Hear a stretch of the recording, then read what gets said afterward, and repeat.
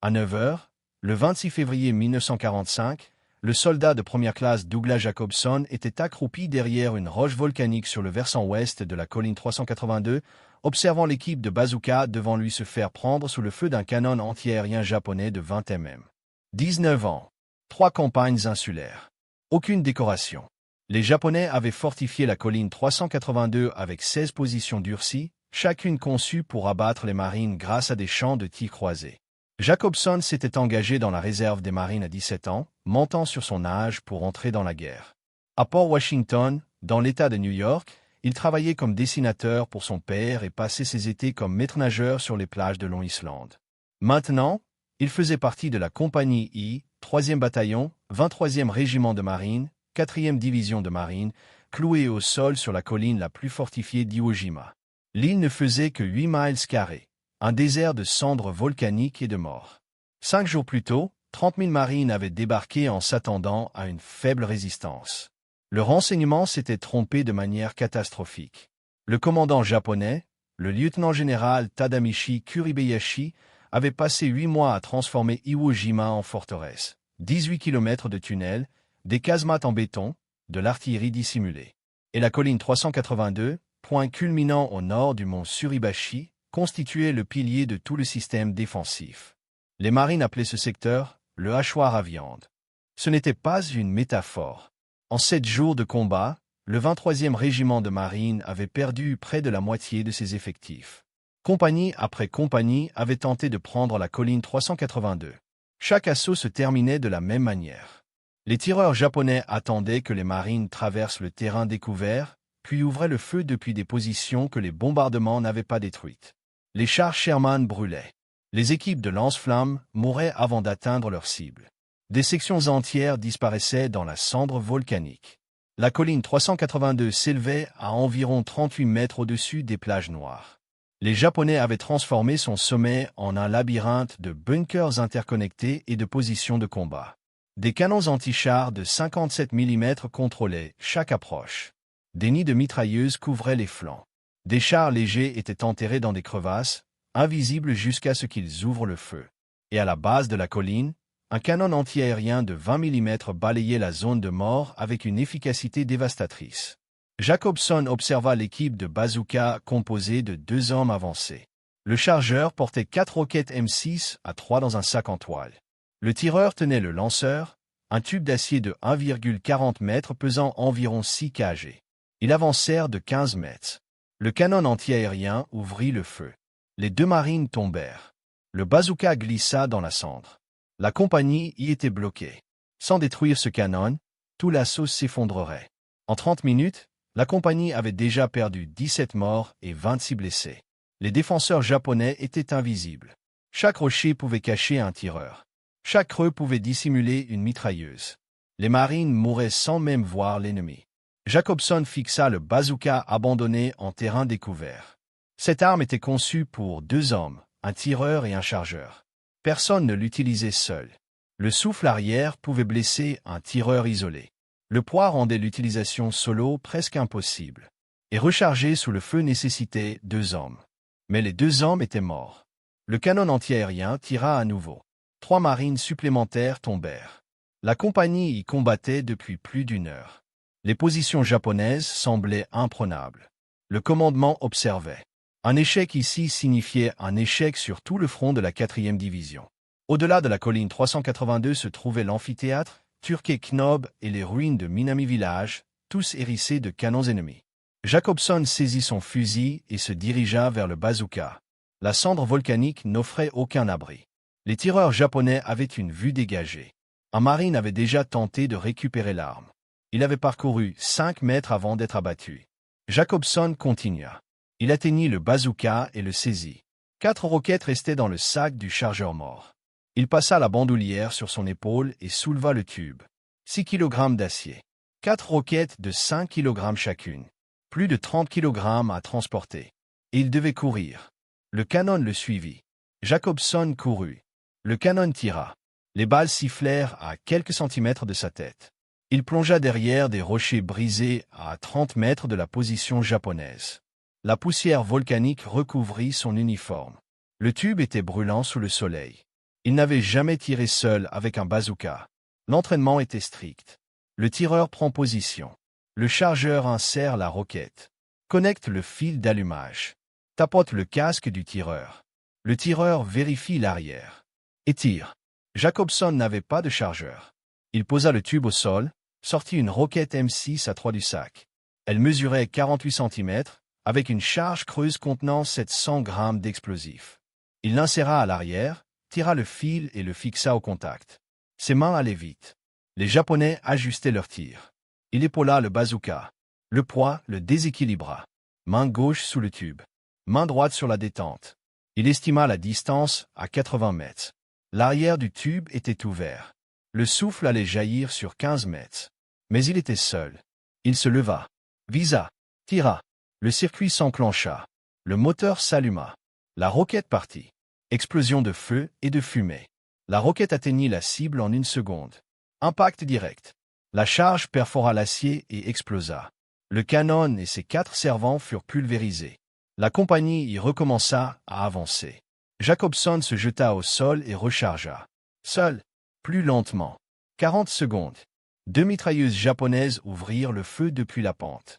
3 marines tombèrent immédiatement. La compagnie se replia, à nouveau. Jacobson repéra les éclairs des tirs. 2 positions à 70 mètres. Il se déplaça sur le flanc droit. Arriva à 40 mètres. Il tira. Explosion. Première mitrailleuse détruite. La seconde pivota vers lui. Il plongea. 2 roquettes restantes. Il rampa sur 20 mètres. Attente. Pose ennemie. Il se leva. Tira. Explosion. Silence. 3 positions détruites. Mais devant lui, un bloc de béton. Un blocos. Renforcé. Infranchissable. À 50 mètres. Mur de près d'1 mètre d'épaisseur. Bombardé par la marine américaine. Toujours intact. À l'intérieur, au moins une douzaine de soldats japonais. Jacobson n'avait plus qu'une seule roquette. Jacobson n'avait plus qu'une seule roquette M6 à 3. La charge creuse pouvait percer un blindage, mais le béton était une autre affaire. L'ogive ouvrirait un trou dans le mur, mais rien ne garantissait que ce trou suffirait à neutraliser la position. Il lui fallait une autre approche. Il se déplaça latéralement sur la pente, en restant au plus bas. La fente de tir du blocos était orientée vers le sud-ouest, couvrant l'axe principal d'approche des marines. S'il parvenait à atteindre le côté nord, il pourrait trouver un angle mort. Les Japonais avaient conçu leur défense en supposant que les assaillants viendraient de la plage. Ils n'avaient pas prévu qu'un marine isolé contournerait leur position de l'intérieur même de leur dispositif. Jacobson rampa sur 40 mètres à travers la cendre volcanique et les rochers brisés. Son uniforme était noir de poussière. Le tube du bazooka raclait la pierre. Derrière lui, la compagnie y restait clouée au sol, subissant des tirs sporadiques depuis des positions plus élevées sur la colline 382. Il atteignit la face nord du blocos. Aucune fente de tir de ce côté. La structure avait été intégrée à la pente, utilisant le relief naturel comme protection supplémentaire. Mais l'entrée arrière était visible. Une ouverture basse, à peine 1 mètre de haut, encadrée de bois. Jacobson posa le bazooka. Il avait encore la roquette chargée, mais tirer à 10 pieds de l'entrée serait suicidaire. Le souffle arrière, dans cet espace confiné, le tuerait aussi sûrement que les Japonais à l'intérieur. Il avait besoin de cette roquette autrement. Il sortit une grenade à fragmentation de sa ceinture. Puis reprit le bazooka et s'approcha, à environ 5 mètres de l'entrée. Il entendait des voix à l'intérieur. Du japonais. Au moins 6 hommes, peut-être plus. Il épaula le lanceur. Visa le cadre en bois de l'entrée. Tira. La roquette frappa le cadre et explosa. L'entrée vola en éclats. Une partie du mur arrière s'effondra. Poussière et fumée jaillirent de l'ouverture. Jacobson lâcha le tube, arracha la goupille de sa grenade. Il compta 2 secondes, puis la lança dans l'entrée encore fumante. L'explosion retentit à l'intérieur du blocos. Des cris, puis le silence. Jacobson attendit. Aucun mouvement. Il contourna la structure jusqu'à la fente de tir. Regarda à l'intérieur. L'intérieur était dévasté. Corps, décombres, position neutralisée. 4 cibles détruites. 12 restantes. Mais il n'avait plus de roquettes. Le bazooka était inutile sans munitions. Il reprit son fusil et redescendit la pente vers la position de la compagnie I. En chemin, il passa devant les corps de l'équipe bazooka initiale. Le sac en toile du chargeur était toujours là. Jacobson le vérifia. Vide. Il leva les yeux à travers la plaine de cendres volcaniques. À environ 200 mètres en arrière, près du point de départ de l'assaut, il aperçut le point de ravitaillement, caisse de munitions, matériel médical et boîtes de roquettes empilées derrière un muret de sacs de sable. Toute la zone était sous observation japonaise depuis les hauteurs. Des tirs de mortier y tombaient par intermittence depuis le matin. 3 marines avaient déjà été tués en tentant d'y acheminer des munitions. Jacobson se mit en mouvement vers ce point. Il resta bas, utilisant chaque creux et chaque rocher comme couverture. Des tireurs embusqués japonais étaient actifs. Une balle siffla près de sa tête. Une autre frappa le sol à moins d'1 mètre de lui. Il atteignit le point de ravitaillement. Trouva une caisse marquée M6A3. L'ouvrit. 12 roquettes à l'intérieur, chacune dans son tube en carton. Il en prit 4, les glissa dans le sac en toile. Un obus de mortier tomba à 30 mètres. Des éclats sifflèrent au-dessus de lui. Jacobson repartit en courant vers la pente, tenant le tube du bazooka d'une main et le sac de roquettes de l'autre. La compagnie y était toujours clouée au sol. Plus haut sur la colline 382, une seconde casemate venait d'ouvrir le feu. Plus petite que le blocos, mais tout aussi meurtrière. Équipage de 5 hommes. Mitrailleuse lourde. Position parfaite couvrant l'approche. Jacobson chargea une nouvelle roquette. La casemate se trouvait à environ 80 mètres en hauteur. Il trouva un abri derrière des rochers et commença à avancer. Les Japonais l'avaient vu détruire le blocos. Il savait. La mitrailleuse ouvrit le feu trop tôt. Trop loin. Jacobson était encore à 70 mètres lorsque la première rafale souleva la cendre à quelques mètres de lui. Ils étaient nerveux. La destruction du blocos les avait ébranlés. Des défenseurs nerveux commettent des erreurs. Jacobson zigzaga en montant, utilisant le terrain. La mitrailleuse le suivait, tirant par rafales courtes pour économiser les munitions. Chaque rafale lui donnait 3 secondes pour avancer. Il gagna du terrain. 15 mètres. Puis 20. Silence. Chargement. Il plongea derrière un creux et épaula le bazooka. La casemate était maintenant à 60 mètres. Il distinguait la structure en béton partiellement enfouie. La fente de tir était étroite, conçue pour limiter l'exposition tout en couvrant un large secteur. Mais une fente étroite limite aussi le mouvement. La mitrailleuse ne pouvait pivoter que sur un angle restreint. Jacobson se déplaça vers la droite. Forçant l'ajustement. Le canon pivota, puis atteignit sa limite. Le feu cessa. L'équipage repositionnait l'arme. Jacobson s'immobilisa. Visa. Tira. La roquette entra directement dans la fente. Explosion. À l'intérieur d'un espace confiné, la détonation fut dévastatrice. Flammes et fumée jaillirent. La mitrailleuse se tut. Jacobson attendit. Rien. Il rechargea et avança prudemment. À 20 mètres, il vit l'intérieur. L'équipage de 5 hommes était mort. Position détruite. 5 cibles neutralisées. 11 restantes. La compagnie y avançait de nouveau. Des marines montaient par petits groupes, utilisant les positions détruites comme point d'appui. Mais plus haut, le terrain empirait. Le versant ouest de la colline 382 était un labyrinthe de roches volcaniques, de terrains brisés et de positions interconnectées. Chaque approche était couverte. Chaque progression canalisée dans des zones de tir mortels. Jacobson continua. À 45 mètres, il repéra une position de fusilier recouverte de terre. Pas un bunker. Juste un trou avec une protection de rondins et de roches. 2 soldats japonais tiraient sur les marines en contrebas. Simple, mais efficace. L'artillerie n'avait pas réussi à la détruire. La terre absorbait les explosions. Le tir direct n'y parvenait pas. Jacobson contourna par la gauche. Les défenseurs surveillaient l'aval. Pas les flancs. Il atteignit une position légèrement dominante à 35 mètres. Il chargea, visa vers le bas, tira. La roquette pénétra la couverture. Explosion. La position s'effondra. 6 cibles neutralisées. 10 restantes. Mais devant lui se trouvait la partie la plus dangereuse. Un ensemble de 6 positions interconnectées formait un demi-cercle autour de l'accès au sommet. Fosse de tir. Nid de mitrailleuse. Position de mortier. Toutes coordonnées. C'était le dernier verrou. 2 assauts précédents avaient échoué avec de lourdes pertes. Jacobson avait 3 roquettes. 6 cibles. Le calcul était simple. Il manquerait de munitions avant d'éliminer toutes les positions. Il devait retourner chercher des roquettes. Le point de ravitaillement était maintenant à 300 mètres derrière. À découvert. Sous observation. Mortier réglé. Tireurs embusqués. Et désormais, les Japonais l'avaient identifié. Ils l'attendaient. Jacobson redescendit, restant dans les creux. Un obus tomba à 45 mètres. Puis un autre plus près. Ils ajustaient le tir. Le prochain serait précis. Il sprinta les 100 derniers mètres. Attrapa 4 roquettes. Un obus explosa à 20 mètres. Il se jeta au sol, puis repartit en courant, remontant la pente avec 30 kilos d'équipement pendant que les mortiers tentaient de le tuer. À 10h30, Jacobson atteignit le groupe des 6 positions. Il combattait depuis 90 minutes. Uniforme trempé de sueur. Oreilles bourdonnantes. Épaules meurtries. 4 roquettes. 6 cibles. Il devait choisir. Formant Ustu. Les 6 positions formaient un arc défensif d'environ 55 mètres de large. Les Japonais les avaient conçues pour qu'elles se soutiennent mutuellement.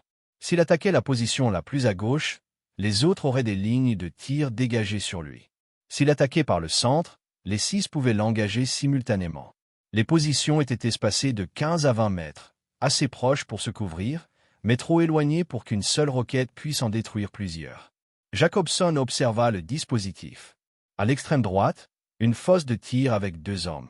La deuxième, un nid de mitrailleuse partiellement dissimulé derrière la roche volcanique.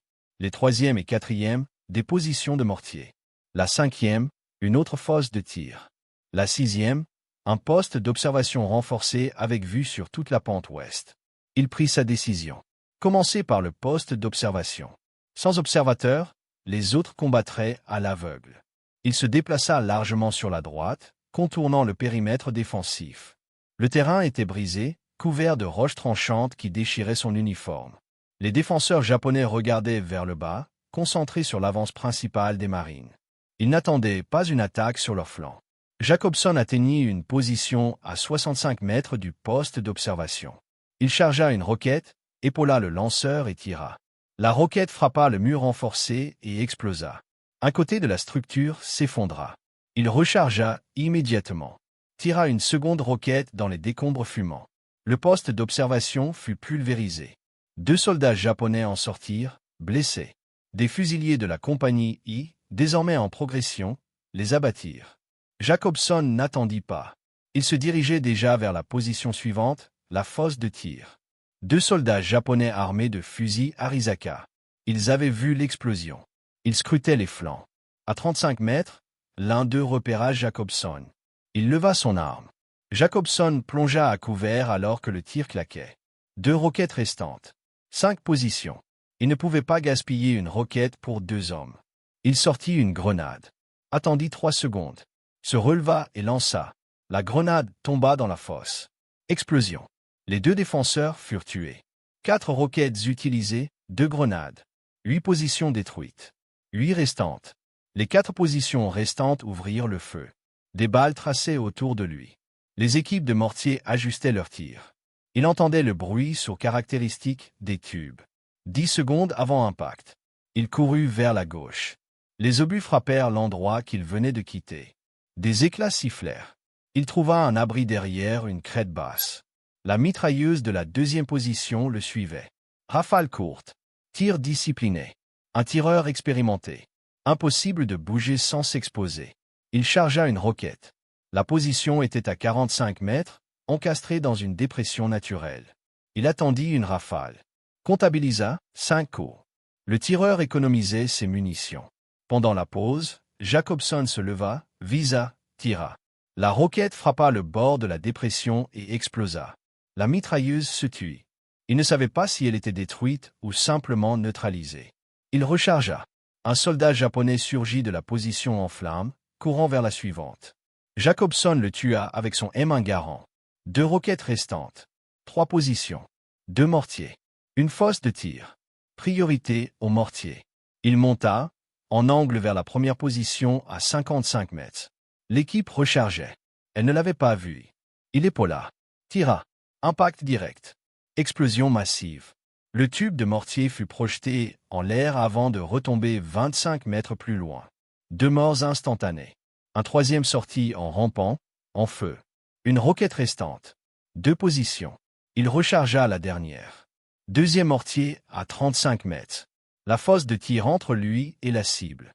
3 hommes dans la fosse. 2 au mortier. 5 hommes. Une roquette. Il choisit. Il visa le mortier. Tira. Explosion. Les 2 servants furent tués. Le tube arraché du sol. 12 positions détruites. Restait la fosse de tir. Les 3 Japonais ouvrirent le feu. Jacobson abandonna le bazooka vide. Saisit son M1 Garand. 8 cartouches. 3 cibles à 35 mètres. Il tira. Un homme tomba. Deuxième tir. Le second s'effondra. Le troisième tenta de fuir. Jacobson le toucha dans le dos. Le dispositif était détruit. 13 positions neutralisées depuis 9 heures. La route vers le sommet était ouverte. La compagnie y avança. Les marines progressaient en petits groupes, prêts à affronter d'autres tirs. Mais la ligne japonaise avait cédé. Les positions détruites étaient les points d'ancrage.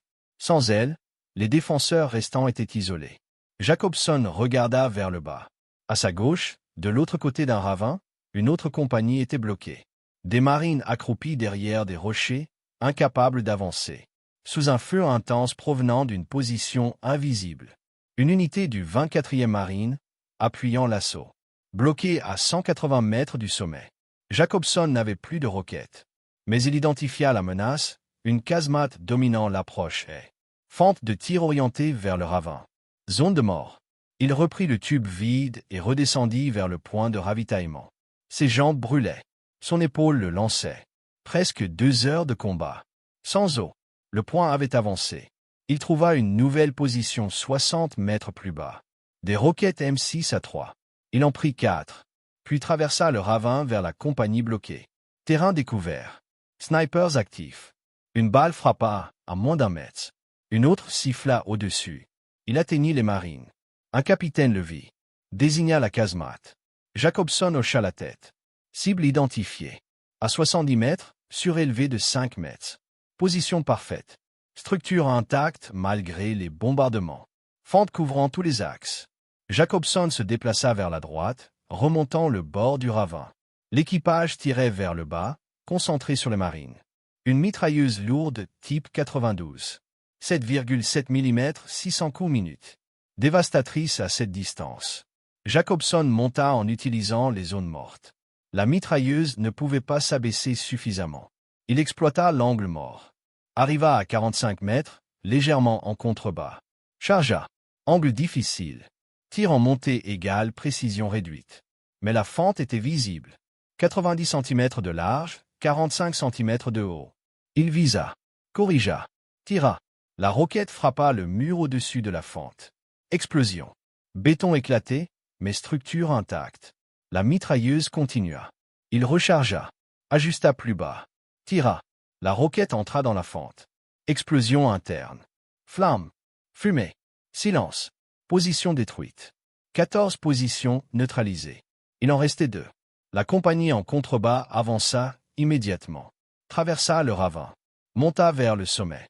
Un char japonais avançait depuis la base et de la colline 382.